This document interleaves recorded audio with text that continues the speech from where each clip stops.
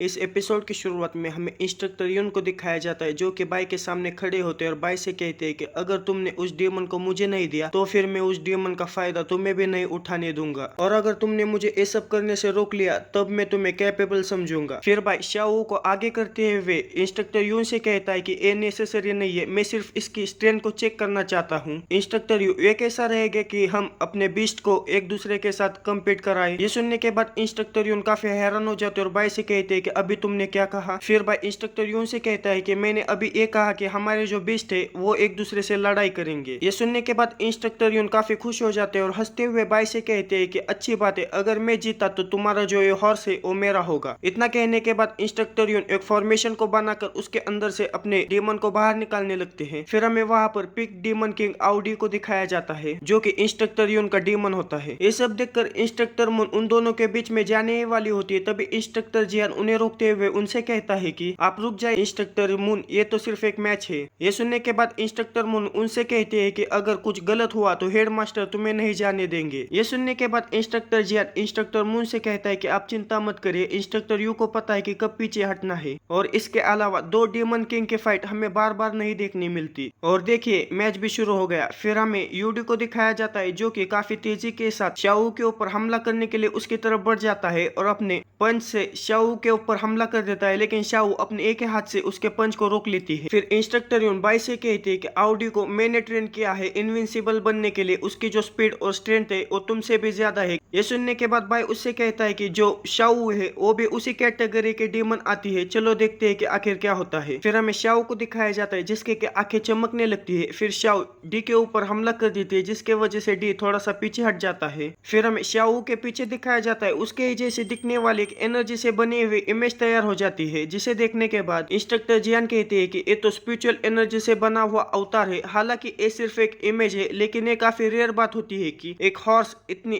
Terrifying potential को poses कर सकता है। फिर इंस्ट्रक्टर यून चिल्लाते हुए डी से कहते हैं कि डी आखिर तुम क्या कर रहे हो, आखिर तुम किसका इंतजार कर रहे हो, क्या तुम ये नहीं जानते कि काइंडनेस को कैसे वापस करे। ये सुनने के बाद डी भी अपने स्पिरिचुअल एनर्जी से बने हुए अवतार को अपेयर कर लेता है, और जो शाओ और जो डी का अवतार होते हैं वो दोनों आपस में लड़ने लगते हैं और अपने पंचेस को एक दूसरे के साथ टकराने लगते हैं। जो अरे फॉर्मेशन के इंस्ट्रक्टर होते हैं वो कहते हैं कि क्या वो दोनों एक दूसरे के साथ सिर्फ अपने पंच ही एक्सचेंज करेंगे। ये सुनने के बाद अल्केमी डिपार्टमेंट के इंस्ट्रक्टर उससे कहते हैं कि ये टेस्ट स्ट्रेंथ, स्पीड और एंड्योरेंस देखने के लिए, अगर तुम इसे नहीं समझ पा रहे हो तो चुप रहो। फिर ऐसे ही लड़ाई करते करते काफी समय गुजर जाता है, तभी कोई चिल्लाते हुए कहता है कि विनर डिसाइड हो चुका है। फिर अल्केमी डिपार्टमेंट के इंस्ट्रक्टर कहते हैं कि जो डी की मूवमेंट है वो स्लो होती जा रही है और मुझे ऐसा लग रहा है कि वो ज्यादा देर तक इसे होल्ड नहीं कर पाएगा। फिर हमें शाओ को दिखाया जाता है जो कि एक ही मुक्के के साथ उसके अवतार को डिस्ट्रॉय कर देती है। फिर हमें शाओ के अवतार को दिखाया जाता है जो कि काफी तेजी के साथ डी के ऊपर लगातार हमला करने लगती है और डी काफी तेजी के साथ आकर जमीन पर गिर जाता है और उसकी मौत वहीं पर हो जाती है। ये देखने के बाद इंस्ट्रक्टर यून काफी गुस्सा हो जाता है और गुस्से में बाई से कहता है कि क्या तुम्हें नहीं पता कि आखिर मैंने कितने एफर्ट्स लगाए थे इस डीमन किंग को पकड़ने के लिए। ये सुनने के बाद बाई उसे कहता है कि आखिर इससे मेरा क्या लेना देना, क्या तुम मुझे भी आजमाना चाहते हो। ये सुनने के बाद इंस्ट्रक्टर यून काफी गुस्सा हो जाते हैं और अपने पास से किसी वेपन को बाहर निकाल लेते हैं। तभी उनके सामने अल्केमी डिपार्टमेंट के इंस्ट्रक्टर एक स्पिरिचुअल वेपन को डाल देता है और उनसे कहता है कि इंस्ट्रक्टर की फाइटिंग है एकेडमी के रूल्स के अगेंस्ट है, और उससे भी ज्यादा अगर आप शर्त लगाने के लिए सहमत है लेकिन आप अपना नुकसान स्वीकार नहीं कर सकते, ये और भी ज्यादा बुरा है। और इंस्ट्रक्टर क्या आप सच में अपने प्राइड को ऐसे ही जाने देंगे जो कि आप बीस्ट टेमिंग डिपार्टमेंट के इंस्ट्रक्टर होने से कमाया है। ये सुनने के बाद इंस्ट्रक्टर उससे कहता है कि मैच हमेशा ओवरबोर्ड नहीं जाने का आदेश दिया जाता है, उसने मेरे डीमन किंग को मार दिया, मैं तो सिर्फ इससे एक एक्सप्लेनेशन चाहता हूँ। ये सुनने के बाद अल्केमी डिपार्टमेंट के इंस्ट्रक्टर उससे कहते हैं कि क्या इंस्ट्रक्टर यून आप बुरी तरह से हार रहे हैं। फिर अरे फॉर्मेशन के इंस्ट्रक्टर यून से कहते हैं कि क्या आप चाहते हैं कि मैं इसे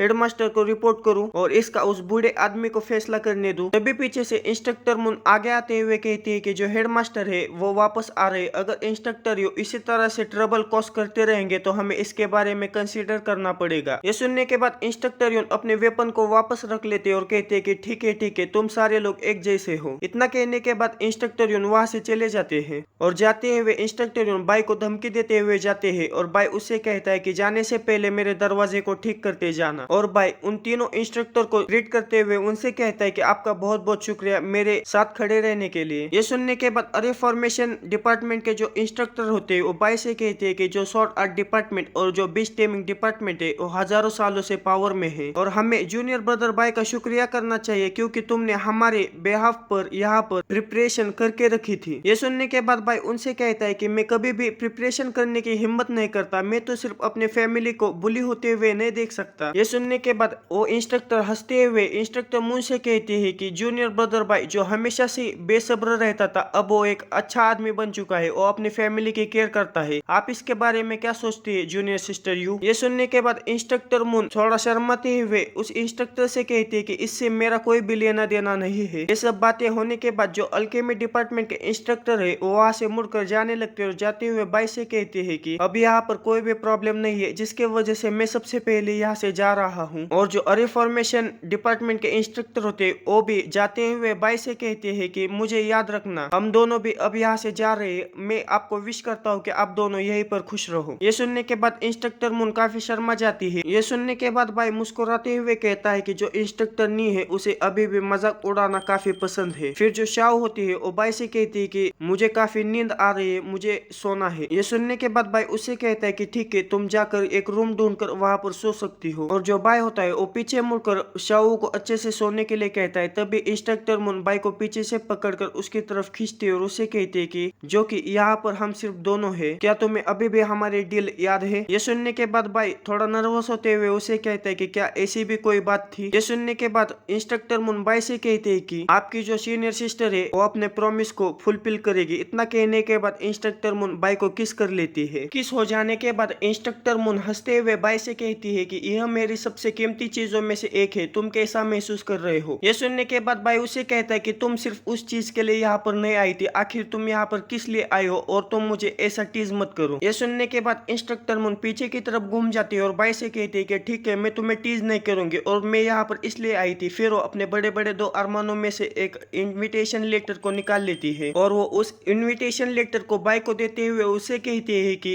जो 4 आर्ट डिपार्टमेंट है उसमें छोटा सा सेलिब्रेशन होने वाला है, तुम वहाँ पर जरूर आना। ये सुनने के बाद बाई उसे कहता है कि क्या ये ठीक रहेगा कि अगर मैं नहीं आऊँ? तभी वो इंस्ट्रक्टर मून की तरफ देखता है तो इंस्ट्रक्टर मून वहाँ से चली गई होती है। ये देखने के बाद बाई काफी हैरान हो जाता है और कहता है कि आखिर वो कहाँ गई। बाई ये सब सोच रहा होता है तभी पीछे से लियो आकर उसे कसकर पकड़ लेती है। ये देखने के बाद बाई काफी हैरान हो जाता है और लियो से कहता है कि लियो आखिर तुम बाहर क्यों आई? फिर लियो बाई से कहती है कि मास्टर मुझे ऐसा लगता है कि मैं जल्द ही ब्रेक थ्रू करने वाली हूँ, लेकिन ब्रेक थ्रू करने में मुझे काफी अड़चन आ रही है, क्या आप मेरे क्यूआई फ्लो को फिर से सही कर देंगे? ये सुनने के बाद बाई उसे कहता है कि मेरे पास एक्स्ट्रा स्पिरिचुअल क्यूआई नहीं है। ये सुनने के बाद लियो काफी दुखी हो जाती है। फिर लियो जबरदस्ती से बाई को अपने साथ लेकर जाने लगती है और जाते हुए बाई से कहती है कि मुझे इसकी परवाह नहीं है मास्टर, मुझे आज रात आप ब्रेक थ्रू करने में मदद जरूर करेंगे। फिर हमें अगले दिन 4 आर्ट डिपार्टमेंट का सीन दिखाया जाता है। वहीं पर हमें शॉर्ट डिपार्टमेंट के 2 स्टूडेंट्स को दिखाया जाता है। उनमें से एक स्टूडेंट कहता है कि आखिर 4 आर्ट डिपार्टमेंट सीक्रेट रिलम में जाने का इतना बड़ा दिखावा क्यों कर रहा है? ये सुनने के बाद दूसरा स्टूडेंट उससे कहता है कि तुम ये नहीं कह सकते, जो 4 आर्ट डिपार्टमेंट है उसने पूरे सीक्रेट रिलम के अंदर जितने भी रिसोर्सेस थे उस पर कब्जा कर लिया है और अगर मैं गेस कर सकता हूँ तो जो उनकी इंस्ट्रक्टर है उसने उन रिसोर्सेस के ऊपर अपना कब्जा बनाने के लिए अपनी बॉडी को उनको सौंप दिया होगा। तभी वहाँ पर इनरो आ जाती है, उनके ऊपर चिल्लाते हुए उनसे कहती है कि मेरे मास्टर कितने दयालु है कि उसने तुम सारे लोगों को यहाँ पर बुलाया है और तुम अनग्रेटफुल कुत्ते हो जो कि सिर्फ भूखना जानते हैं। ये सुनने के बाद शॉर्ट डिपार्टमेंट के स्टूडेंट्स काफी गुस्सा हो जाते हैं और इनरो से कहते हैं कि आखिर तुम्हारी हिम्मत कैसे हुई हमारे साथ इतनी ऊंची आवाज में बात करने की? तुम्हें पता नहीं है कि हम शॉर्ट आर्ट डिपार्टमेंट से है? ये सुनने के बाद इनरो उनसे कहते हैं कि तुम्हारा जो शॉर्ट आर्ट डिपार्टमेंट है और डॉग शिट है और तुम दोनों बास्टर्ड डिपार्टमेंट से आते हो। ये सुनने के बाद वो शॉर्ट डिपार्टमेंट के स्टूडेंट और भी ज्यादा गुस्सा हो जाते हैं और अपने तलवार को निकालते हुए इनरो से कहते हैं कि आखिर तुम्हारी हिम्मत कैसे हुई हमारे डिपार्टमेंट को ह्यूमिलेट करने की? ये सब सुनने के बाद इनरो जल्दी से अपने स्पिरिचुअल वेपन उस फ्लूट को बाहर निकाल लेती है और उनसे कहती है कि अगर मैंने आज तुम्हें मरने तक नहीं मारा तो तुम्हें ये कभी भी पता नहीं चलेगा कि आखिर तुमने क्या किया है।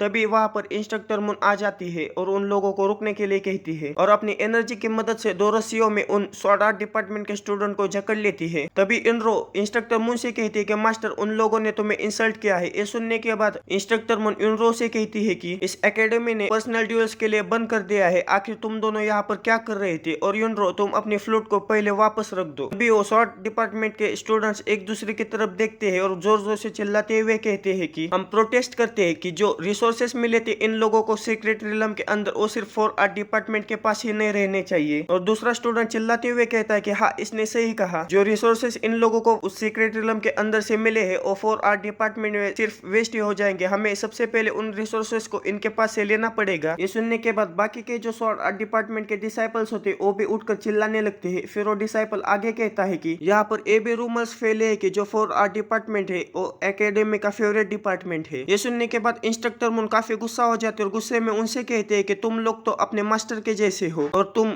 ये सब जो कह रहे हो ये जियांग मिन ने तुम्हें कहने के लिए कहा है ना। इतना कहने के बाद इंस्ट्रक्टर मून एनर्जी से बने हुए 2 हाथों को बनाकर उन डिसाइपल्स को पीटने लगती है। तभी वहां पर एक आदमी आते हुए कहता है कि इंस्ट्रक्टर मून ने जो कुछ भी कहा है वो सही है, उन्हें तब तक पीटो जब तक वो कुछ नहीं बताते, लेकिन रिसोर्सेज के बारे में अगर बात है तो मैं उन दोनों से सहमत हूँ। हमारी जो बिस्ट टेमिंग डिपार्टमेंट है वो भी ऐसा ही सेम सोचती है। तो फिर मेरा ये सजेशन रहेगा इंस्ट्रक्टर मून, एक ऐसा रहेगा कि जो फैंगू माउंटेन पर रिसोर्सेस मिले थे उनमें से 90% रिसोर्सेस को एकेडमी को दे दिया जाए और बाद में उस रिसोर्सेस को जो भी डिपार्टमेंट है उसे बराबरी में बांट दिया जाए। फिर हमें उस आदमी का इंट्रोडक्शन दिया जाता है। इस टेमिंग डिपार्टमेंट का एल्डर सीनियर ब्रदर होता है ही शैंग जिंग। ये सुनने के बाद इनरो चिल्लाते हुए कहता है कि यहाँ पर जितने भी लोग हैं उन सभी को पता है कि जो रिसोर्सेस है और अगर हम बराबरी में बांटना चाहिए तो बिस्ट टेमिंग डिपार्टमेंट और जो 4R डिपार्टमेंट है उसके पास ही सबसे ज्यादा रिसोर्सेस जाएंगे। हमने इन रिसोर्सेस को कड़ी मेहनत से ढूंढा है, आखिर हम इन रिसोर्सेस को तुम्हें क्यों दे। ये सुनने के बाद जियांग जिंग उनसे कहता है कि आखिर तुम मुझसे पूछ रहे हो क्यों इन रिसोर्सेस को ऐसे बांटे। फिर वो अपनी एनर्जी को रिलीज करते हुए उनसे कहता है कि क्योंकि इस दुनिया में सिर्फ स्ट्रेंथ को ही वैल्यू दी जाती है और तुम लोग सिर्फ एक बेकार से इंस्ट्रूमेंट को बजाने के अलावा कुछ नहीं कर सकते। जियांग जिंग उन्हें ये सब बता ही रहा होता है तभी उसके गर्दन के ऊपर 2 थ्रेड्स आ जाती है। फिर हमें वहां पर किसी लड़के का हाथ दिखाया जाता है जो कि इंस्ट्रूमेंट को बजा रही होती है। फिर वो लड़की उन लोगों से कहती है कि आखिर किसने कहा कि इंस्ट्रूमेंट यूजलेस होते हैं। इतना कहने के बाद वो लड़की उन थ्रेड्स के द्वारा उन लोगों के गर्दन को दबाने लगती है। ये सब देखकर जियांग जिंग कहता है कि आखिर ये किस तरह की सॉर्सरी है। फिर हमें वहां पर बाई और एक लड़की को दिखाया जाता है। वो लड़की उसी इंस्ट्रूमेंट के मदद से उन लोगों के गर्दन को दबा रही होती है। फिर बाई इंस्ट्रक्टर मून से कहता है कि रास्ते में आते समय कुछ गड़बड़ हो गई थी जिसकी वजह से हम थोड़ा सा लेट हो गए। फिर वो लड़की इंस्ट्रक्टर मून से कहते हैं कि आपसे मिलकर अच्छा लगा इंस्ट्रक्टर मून, मेरा नाम जीलिंग है। जीलिंग को देखकर इनरो काफी हैरान हो जाते और उससे कहते हैं कि क्या तुम सच में जीलिंग हो। फिर जीलिंग इनरो से कहती है कि मेरी जो पहली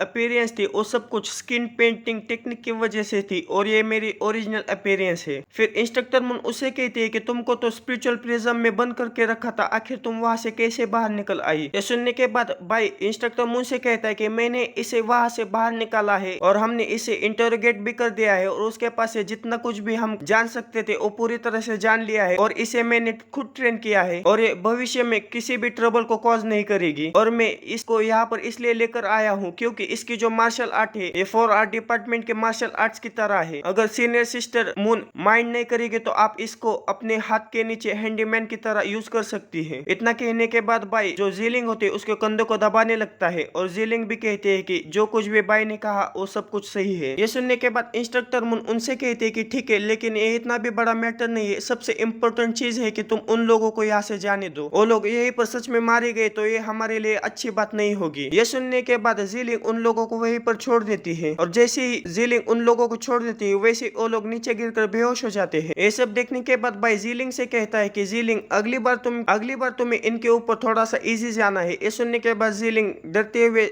मुझे माफ करिएगा कहती है। फिर भाई इंस्ट्रक्टर मून से कहती है कि सीनियर सिस्टर आपको क्या लगता है कि अगर हम उन्हें मरे हुए सूरों की तरह बेचेंगे तो उनकी कीमत कितनी होगी। और हमें जीलिंग को दिखाया जाता है जो कि काफी डरते हुए अपने मन में कहती है कि सब कुछ खत्म हो गया, ओ भाई मेरे साथ फिर से ऐसा नहीं करेगा ना। फिर हमें भाई ने जिन भी चीजों से उसे टॉर्चर किया होता है वो उसे सब कुछ याद आने लगता है। फिर इनरो उनसे कहते हैं कि कितनी अफसोस की बात है वो अभी भी सांस ले रहे हैं, वो मरे नहीं है। फिर हमें कुछ लोगों को दिखाया जाता है जो कि उन स्टूडेंट्स को 4R डिपार्टमेंट से बाहर लेकर आ रहे होते हैं। फिर हमें एक आदमी को दिखाया जाता है जो कि इंस्ट्रक्टर मून के पास आकर उनसे कहता है कि हम लोगों ने उन सारे लोगों को वहां से बाहर निकाल लिया। ये सुनने के बाद इंस्ट्रक्टर मून उनसे कहते हैं कि आपका बहुत बहुत शुक्रिया और जो स्पिरिचुअल स्टोन है आप यूनजे से कलेक्ट कर सकते हैं बाहर की साइड पर। तभी वहां पर बाय आकर इंस्ट्रक्टर मून से कहता है कि इंस्ट्रक्टर जिया ने इस बार अनएक्सपेक्टेड गिफ्ट को दिया है। ये सुनने के बाद इंस्ट्रक्टर मून बाय से कहती है कि जो 4R डिपार्टमेंट और जो बिस्ट टेमिंग डिपार्टमेंट है वो हमारे एकेडमी के फ्रंट फेसेस है जिसकी वजह से उनका जो कॉन्फिडेंस है वो डोमिनेटिंग रहेगा। तभी वहां पर इंस्ट्रक्टर मून और बाय के पास 2 एनर्जी आ जाती है जिसे देखकर बाय कहता है कि ये तो पेपर क्रेन मैसेंजर है जो कि हेडमास्टर का है। फिर वो पेपर स्क्रीन मैसेंजर वहीं पर जल जाता है और उसमें से आवाज आती है कि जो माउंटेन की एंट्रेंस है वहाँ पर ट्रबल आ चुकी है, जितने इंस्ट्रक्टर वहाँ पर है जल्दी से जल्दी बाहर आ जाए। बस दोस्तों इस वीडियो में इतना ही। और मैं आपको एक बात बताना चाहता हूँ, इस मानवा के इतने एपिसोड्स रिलीज हुए थे और इसके आगे के एपिसोड हफ्ते में एक रिलीज होता है, जिसके वजह से इस मानवा का हफ्ते में सिर्फ एक ही एपिसोड आया करेगा। तब तक आप चिंता मत करिए, मैं दूसरा मानवा ढूंढ ही रहा हूँ। मिलते हैं अगले किसी वीडियो में। Okay bye.